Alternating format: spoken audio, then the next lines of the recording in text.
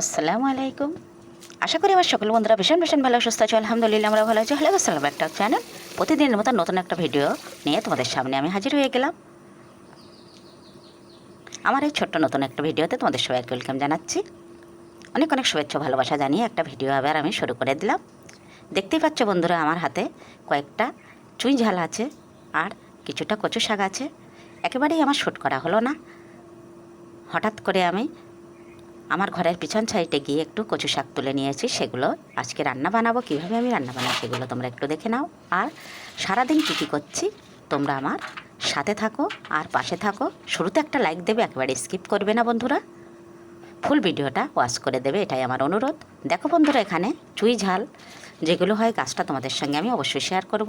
আমার পাশের বাড়ি আমার জায়ের গাছ থেকে এই চুই ঝালগুলো আমি তুলে নিয়ে এসি। একেবারে লাল লাল কি সুন্দর দেখতে, আর আমার বাটা করে দিলে তরকারিটা খেতেও ভীষণই মজা লাগে।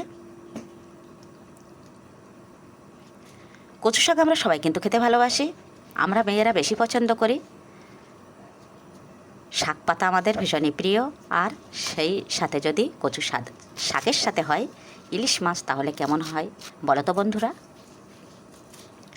12 মাসই আমি প্রায় মাসে একদিন বা একটু বেশি কম কোনো কোনো সময়ই আমি কিন্তু কচু শাক রান্না করি। সব কিছু তোমাদের সঙ্গে প্রতিদিন আর তুলে ধরা হয় না। আজকে কচু শাক কাটা আর রান্নাটা একটুখানি শেয়ার করে দেবো। যদিও বা ইলিশের মাথা নেই, তবুও ইলিশের তেল দিয়ে আমি রান্নাটা বানাচ্ছি। আগের দিনে ইলিশ এনেছিল, কড়াইতে একটু তেল ছিল, একটু আমি লবণ দিয়ে শুধুমাত্র ভাপিয়ে নিলাম। তারপরে তেলের মধ্যে পেঁয়াজ, কাঁচা লঙ্কা, পাকা লঙ্কা আর রসুন বাটা দিয়ে আমি শাকটা সুন্দর করে একেবারে গামাখা করে নিয়েছি। আর খেতে কিন্তু খুবই খুবই টেস্ট। যারা তোমরা কচু শাক এমন কেউ নেই যে খায়নি, যারা খেয়েছো তারা অবশ্যই জানো কতটা টেস্ট হয়। আর বিশেষ করে ইলিশের মাথা যদিও বা একটা ছিল, সেটা আমি কিন্তু অ্যাড করিনি, কারণ আমার বাড়িতে সবাই ওই কাঁটাগুলো খেতে পছন্দ করে না, আর এগুলো কিন্তু একটু একটু মুখে পড়ে আর সবারই অসুবিধা হয়। যেহেতু আমার ভালো লাগে, সেটা দেখলে তো আর হবে না, সবারটা দেখতে হবে। এই জন্য আমি বলি তাহলে ওই তেল দিয়েই হোক। কড়াইতে যেটুকু তেল ছিল সেই তেলের মধ্যে আমি কচু শাকটা বানিয়ে নিলাম। এত এত মজা হয়েছিল সেটা তোমাদের বলবো কি। আর কিন্তু একটু গোটা রসুন দিতে হয়েছিল। গোটা রসুনের কোয়াগুলো তেলের মধ্যে ভেজে তারপরে ওটা দিলে খেতে ভীষণই ভালো লাগে। এখানে হাজব্যান্ড ছাদের উপরে চলে এসেছি, একটু পুঁইশাক গাছ হয়েছে, সেগুলো আগাগুলো একটু বেঁধে বেঁধে দিচ্ছে। আর এখানে দেখো বন্ধুরা, কারি পাতা কি সুন্দর গাছটা গ্রো করেছে, একেবারেই বর্ষার মধ্যেই লাগানো হয়েছে। এখানে বাগানবিলাস দেখো, কিছুদিন আগে কিন্তু বাগানবিলাস ফুটেছিল, আবারও কিন্তু দেখো এই গাছটা বাগানবিলাসটা এতটাই বড় হয়েছিল, কি আর বলবো তোমাদের, একেবারে নজরে যেন দেখাই যেত না। 30-40 হাত পর্যন্ত আম গাছের সঙ্গে সঙ্গে অনেক দূর পর্যন্ত বেড়ে গিয়েছিল। সেখান থেকে কাটাকুটি করে সব নষ্ট করে দিয়ে সেই ডালগুলো নিয়ে ভীষণই একটা ঝামেলার মধ্যে পড়েছিলাম। তারপরে সেই গোড়াটুকু ভাগ্যের ছিল টবের মধ্যে, সেই 2 হাত গোড়াটা আমি ছাদের উপরে টপটা এনে দিয়েছি। সেখানেও কিন্তু এই 2বার ফুল দিয়েছে। 2-3 মাস আগেও দিয়েছিল, আবার মাসখানেক বন্ধ ছিল, আবার দেখি ফুল দিয়েছে। আবার নতুন করে আবার একটা বসানো হয়েছে, দেখি ওটাতে এখনও তো ফুল আসেনি, কি হয় দেখি। আর এখানে পুঁইশাকগুলো আমি 2-4টে গাছ লাগিয়েছিলাম, এত গ্রো করেছিল, তোমাদের আমি একটা ভিডিওতে দেখিয়েছিলাম মনে হয়, কি জানি। এখান থেকে কিন্তু 15 দিন 20 দিন বা মাসে একদিন কিন্তু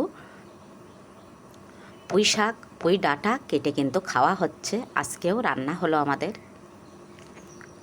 এত মজা লাগে আমার বাড়ির কিছু লাগানো সেই সবজিগুলো খেতে, অবশ্যই টেস্ট লাগে। এখানে কিন্তু সার কিছু দেওয়া হয় না, এখানে শুধুমাত্র সবজির খোসা দিয়ে আমি সবজিগুলো বানাই। সবজিগুলো বলতে এখানে উচ্ছে গাছ ছিল, কয়েকটা উচ্ছে ধরেছিল, সেটা আর এখন নেই। আর তেলাকুচো গাছ হয়ে গেছে, সেই তেলাকুচো শাকও কিছু কিছু দিন আমি অন্য শাকের সঙ্গে একটু মিশিয়ে রান্না করি।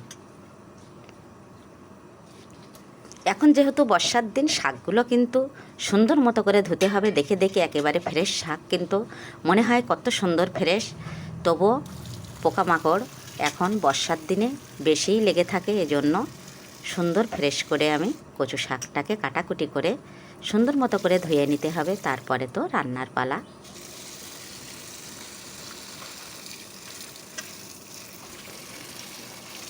আমার মনে হয় সব শাকের চাইতে কচু শাকটা যেন বেশি মজা লাগে। আর এটা মজা লাগারও কারণ আছে, এটা একেবারেই তো ঘাটিয়ে ঘাটিয়ে একেবারে পুরো ভর্তা মতো বানানো হয়, আর তার সাথে কিন্তু একটু মিষ্টি অ্যাড করে দিতে হয় বন্ধুরা। এটাই সিক্রেট একেবারেই। শাকের মধ্যে যেহেতু ইলিশের তেল, তাতে একটু মিষ্টি অ্যাড করে দিয়ে এটা একেবারেই কড়াইয়ের মধ্যে ভর্তা বানিয়ে নিতে হবে, তাহলেই তো টেস্টটা ফিরে আসবে। ভাপিয়ে নেওয়ার কারণে কিন্তু মুখে আর কোনো চুলকায় না, এটা এতটাই তখন টেস্ট হয়ে যায়। আর বর্ষার দিনে সবাই কিন্তু খেতে পছন্দ করছে আমাদের বাড়িতে। আগে কেবলমাত্র আমি একাই খেতাম, এখন দেখতে পাই সবাই খায় আর খেয়ে ভীষণই পছন্দ করে।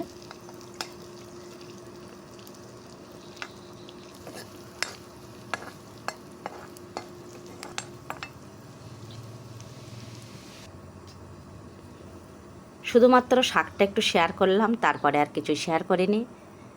একেবারে পরে দেখো কি কি করছি, আজকে ভিডিওতে আরও কি কি থাকছে।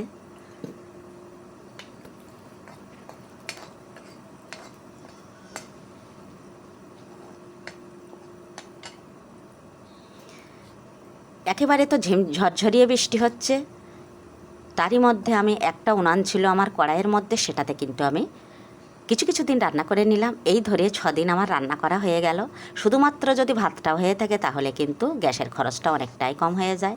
ইন্ডাকশান আর গ্যাসেই রান্না বানাচ্ছি আমি। কখনো আমার লাইফে এই প্রথম আমি অনেক দিন, মানে 1 মাস মতো আমি গ্যাসে আর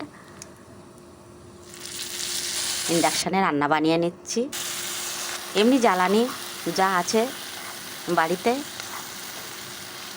তার চেয়েও আমি একটু কিনে নিই, একেবারে আমার বছর চলে যায়। আর কাঠের রান্না খেতে তো কত না টেস্ট লাগে, আমরা যারা গ্রামে থাকি তারা সারা এটা আর কেউ বুঝবে না। আবারও দেখাচ্ছে নতুন ভিডিওতে। আল্লাহ হাফেজ।